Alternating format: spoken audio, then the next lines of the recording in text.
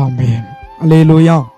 இந்த காலையில் வந்திருக்கிற உங்களை ஆண்டவராகிய இயேசு கிறிஸ்துவின் நாமத்தினாலே வாழ்த்துகிறேன். கர்த்தர் உங்களை ஆசீர்வதிப்பாராக.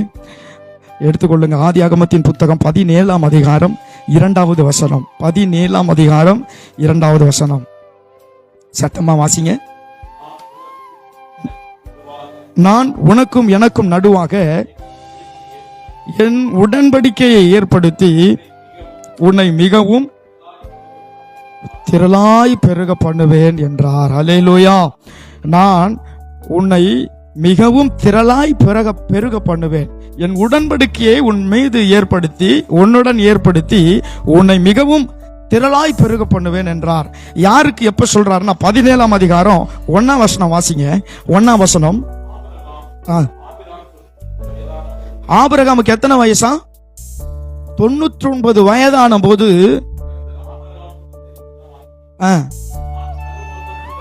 நான் சர்வ வல்லமை உள்ள தெய்வம், நீ எனக்கு முன்பாக நடந்து கொண்டு உத்தமனா இரு. நான் சர்வ வல்லமை உள்ள தெய்வம், நீ எனக்கு முன்பாக நடந்து கொண்டு உத்தமமா இருன்னு சொல்லி 99 வயசுல ஒரு மனுஷனை பார்த்து ஆண்டவர் சொல்றார், ஆண்டவரே நான் பிள்ளை இல்லாம இருக்கிறேனே, என்னுடைய வீட்டில் இருக்கிற வேலைக்காரர்கள் எல்லாம் எனக்கு விசாரிப்புக்காரர்கள்லாம் இருக்கிறார்களே, நான் என்ன செய்வேன் அப்படின்னு சொல்லி கேள்வி கேட்கும் போது ஆண்டவர் சொல்றாரு, நான் உனக்கும் எனக்கும் நடுவா என் உடன்படிக்கை ஏற்படுத்தி உன்னை மிகவும் திரளாய் பெருக பண்ணுவேன். அல்லேலூயா.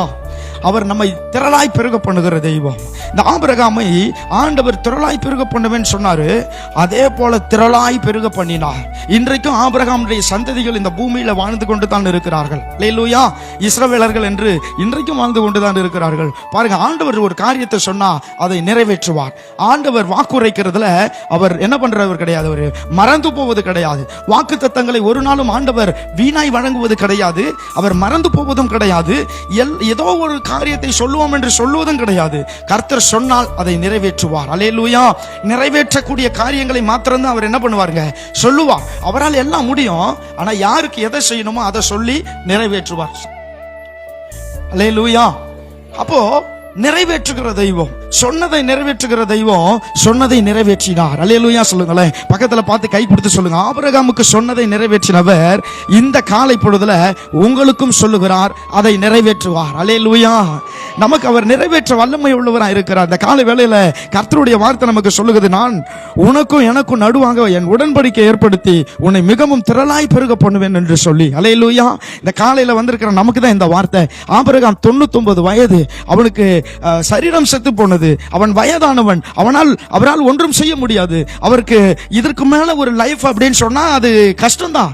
ஆனா பாருங்க, புதிய வாழ்க்கையை ஏற்படுத்தி கொடுத்தார். அல்லேலூயா.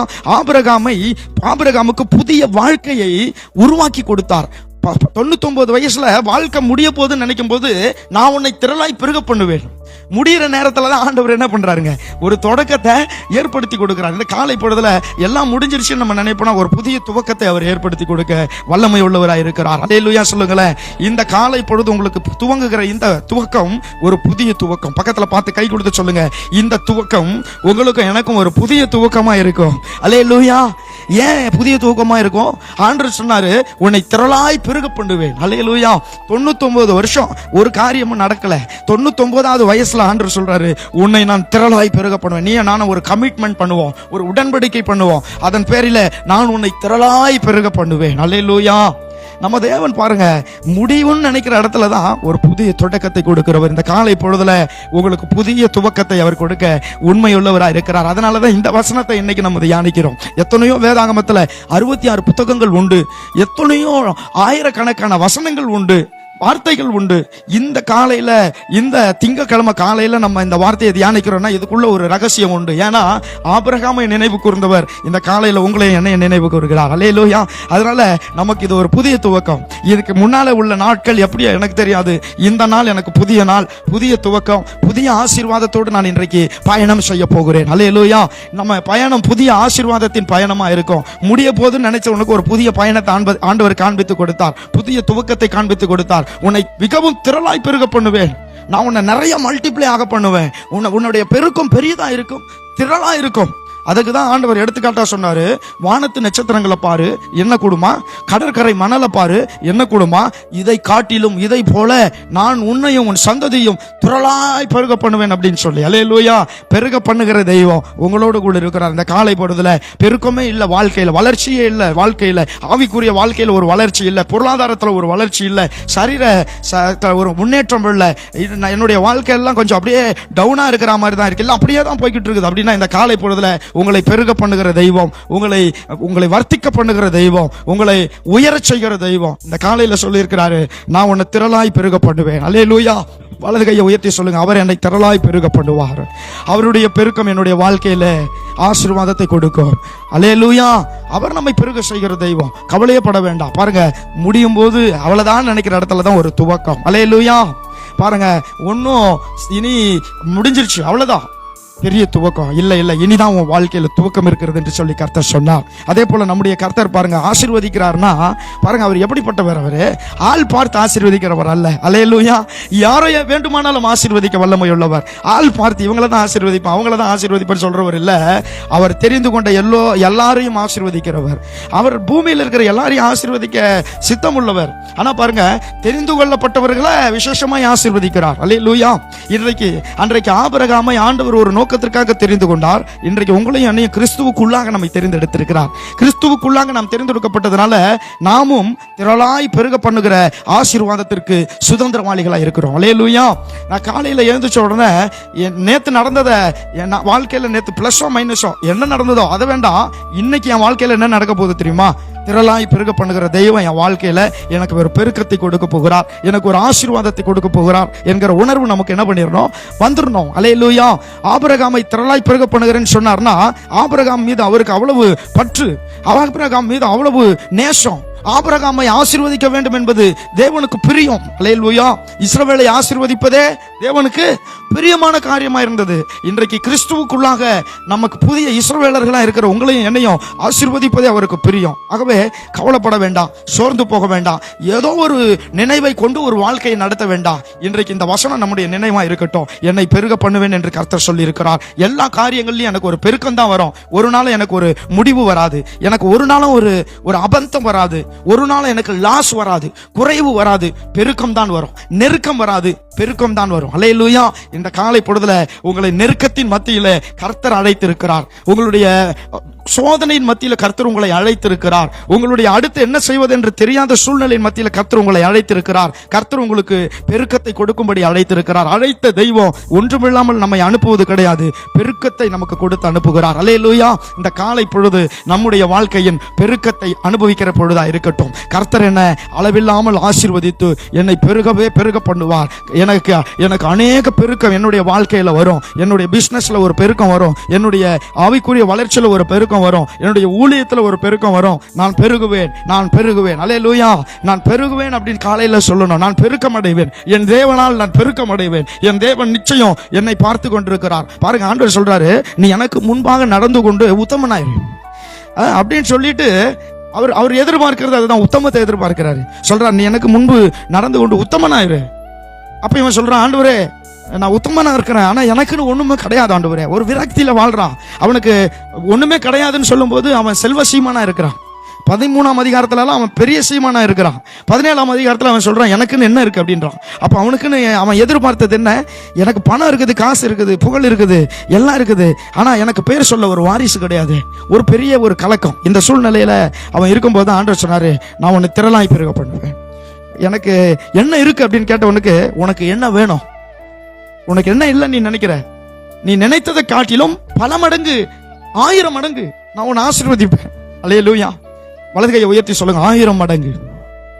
ஆமா, ஈசாக்கு என்கிற பாருங்க, ஒரு பிள்ளை இல்லை அவனுக்கு. ஆண்டவர், நான் உன்னை ஒரு பிள்ளை இல்லை நீ வருத்தப்படுற, 1000 மடங்கு உன்னை ஆசீர்வதிப்பேன்னு சொன்னாரு, திரளாய் ஆசீர்வதிப்பேன்னு சொன்னாரு. அல்லேலூயா.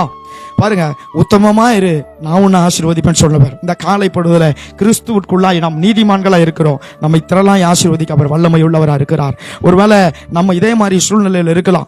எல்லாம் எனக்கு ஒரு சில காரியங்கள்லாம் இருக்கு, ஆனா இந்த ஒரு காரியத்துல எனக்கு மனநோவு, எனக்கு எல்லாம் இருக்குது, இந்த ஒரு காரியம் மாத்திரம் என்னுடைய வாழ்க்கையில எனக்கு ஒரு விசனமா இருக்கிறது அப்படின்னா, ஆண்டவர் சொல்றாரு, நான் உன்னை திரளாய் பெருக பண்ணுவேன்.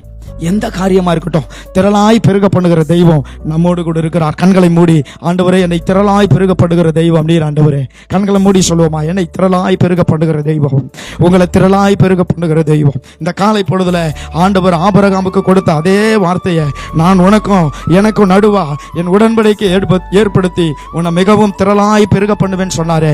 இந்த காலை பொழுது நீங்கள் திரளாய் பெருக பண்ணுகிற பொழுது, நீங்கள் திரளாய் பெருகுகிற பொழுது கர்த்தர் இந்த காலை வேளையில உங்களை திரளாய் பெருக பண்ணுவார். இந்த வாக்குத்தத்தம் உண்மையானது. பாருங்க, சில நேரங்களில் வாக்குத்தத்தங்களை நமக்கே ஜீரணித்துக் கொள்ள முடியவில்லை. சில நேரங்களில் வாக்குத்தத்தங்களை நமக்கே விசுவாசிக்க முடியல. திரளாயா ஏதோ கொஞ்சம் பெருகுனா பரவாயில்ல, ஏதோ கொஞ்சம் ஆசீர்வாதமா இருந்தா பரவாயில்ல. இல்ல கொஞ்சத்தை எதிர்பார்க்காதீங்க.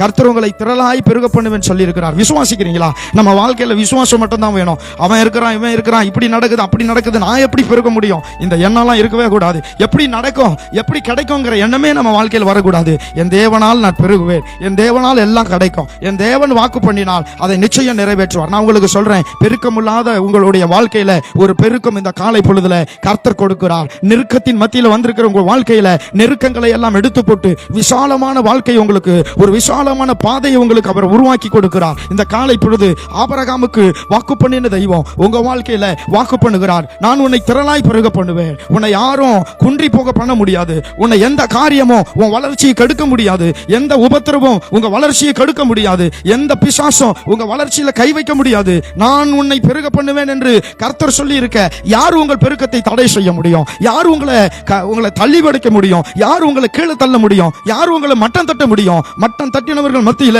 கர்த்தர் உங்களை உயர்த்துகிற காலம் தான் இந்த காலம். உங்களை பெருக பண்ணுகிற காலம். அவமானப்படுத்தப்பட்ட உங்களை பெருக பண்ணுவேன் என்று கர்த்தர் சொல்லி இருக்கிறார். வியாதியில பலவீனத்தில் இருக்கிற உங்களை 1000 மடங்கு நான் உன்னை பெருக பண்ணுவேன் சொல்லி இருக்கிறார். திரளான பெருக்கத்தை நீங்கள் பார்க்க போகிறீர்கள். இதுவரைக்கும் வாழ்க்கையில பற்றாக்குறையே பார்த்து கொண்டிருந்த நீங்க ஒரு செழிப்பை பார்க்க போகிற நாள் தான் இந்த காலை பொழுது. இதுவரைக்கும் வாழ்க்கையில ஒரு பிரச்சனை, ஒரு போராட்டம், கண்ணீரை விட்டு கொண்டிருந்த நீங்க ஆனந்த களிப்பை உங்களுக்கு உருவாக்கி கொடுக்கிற ஒரு பொழுதுதான் இந்த காலை பொழுது. உன்னை திரளாய் பெருக பண்ணுவேன், உன்னை திரளாய் பெருக பண்ணுவேன் என்று சேனைகளின் தேவனாகிய கர்த்தர் உரைக்கிறார். அன்பு தேவ பிள்ளையே, உங்களை கர்த்தர் திரளாய் பெருக பண்ணுவார். இந்த வார்த்தையை மாத்திரம் காலை பொழுதுல வைத்துக் கொள்ளுங்க. நேற்று நடந்ததை வைத்து இன்னைக்கு ஒரு காரியத்தை நீங்க செய்யணுங்கிற ஒரு காரியத்தை நினைத்து கொண்டு உங்க வாழ்க்கையில ஐயோ என்ன ஆகுமோ, எப்படி ஆகுமோ, எது நடக்குமோ தெரியலையே, என்ன செய்ய போறோமோ புரியலையேன்னு சொல்லி நீங்க ஒருவேளை வேதனைப்பட்டு கொண்டிருக்கலாம். நான் உங்களுக்கு சொல்றேன், இந்த காலை வேளையில நீங்கள் திரளாய் பெருக போகிறீர்கள். கர்த்தர் உங்களுக்கு திரளான பெருக்கத்தை கொடுக்க போகிறார். நீங்க விசுவாசித்தா இந்த காலை பொழுதுல திரளான பெருக்கத்தை உங்க வாழ்க்கையில நீங்க அனுபவிக்க முடியும். யாரெல்லாம் உங்களை குன்றி போயிடுவீங்க, வற்றி போயிடுவீங்க, மரித்து போயிடுவீங்க, இழந்து போயிடுவீங்க, ஒண்ணு இல்லாம நடுத்தெருவுல நிப்பீங்கன்னு நினைச்சாங்களோ அவங்க மத்தியில திரளான பெருக்கத்தை கர்த்தர் உங்களுக்கு இந்த காலை பொழுதுல கட்டளையிடுவார். உங்க கையில இருந்து ஆசீர்வாதம் உங்க உறவினர்களுக்கு போகும். உங்க கையில இருந்து உதவிகள் மற்றவர்களுக்கு போகும். கர்த்தர் உங்க கையை வலுவாக்குவார். கர்த்தர் உங்க கையை பலப்படுத்துவார். பலப்படுத்துகிற கிறிஸ்து உங்களை எல்லாவற்றிலும் திறன் உள்ளவர்களாய் மாற்றுவார். அல்லேலூயா. நன்றி ஆண்டவரே. அன்பின் தெய்வமே, இந்த காலை பொழுதுல ஆண்டவரே, நான் உனக்கும் எனக்கும் நடுவே உடன்படிக்கை ஏற்படுத்தி நான் உன்னை திரளாய் பெருக பண்ணுவேன் சொன்னீரே. இந்த வார்த்தையை நாங்கள் நம்புகிறோம். இந்த வார்த்தை எங்கள் விசுவாச பிள்ளைகளுடைய வாழ்க்கையில, ஒவ்வொரு பிள்ளைகளுடைய வாழ்க்கையிலும் வந்து இறங்குவதாக. இயேசு கிறிஸ்துவின் நாமத்தினால இந்த வார்த்தையை நாங்கள் ரிசீவ் பண்ணுகிறோம். இயேசு கிறிஸ்துவின் நாமத்தினால இந்த வார்த்தையை நாங்கள் சுதந்தரிக்கிறோம். நாங்கள் திரளாய் பெருகுவோம் என்று சொல்லி நாங்கள் விசுவாசிக்கிறோம். ஆண்டவரே ஸ்தோத்திரம். வந்த ஒவ்வொருவரையும் ஆசீர்வதிங்கப்பா, ஆசீர்வதிங்க ஆண்டவரே. இந்த காலை பொழுது மைண்ட்ல இருக்கிற டிஸ்டர்பன்ஸ் எல்லாம் மாறட்டும், சோர்வுகள் எல்லாம் மாறட்டும், எல்லா குறைவான எண்ணங்கள் எல்லாம் மாறட்டும், எல்லா குற்ற உணர்வான எண்ணங்கள் எல்லாம் மாறட்டும், எல்லா பலவீனமான எண்ணங்கள் எல்லாம் மாறட்டும். இயேசுவின் நாமத்தினால ஒரு புதிய பலன் இவர்களை ஆளுகை செய்வதாக தாழ்த்தி ஒப்பு கொடுக்கிறோம் இயேசுவின் மூலம் பிதாவே. ஆமென், ஆமென். அல்லேலூயா. கர்த்தர் உங்களை ஆசீர்வதிப்பாராக.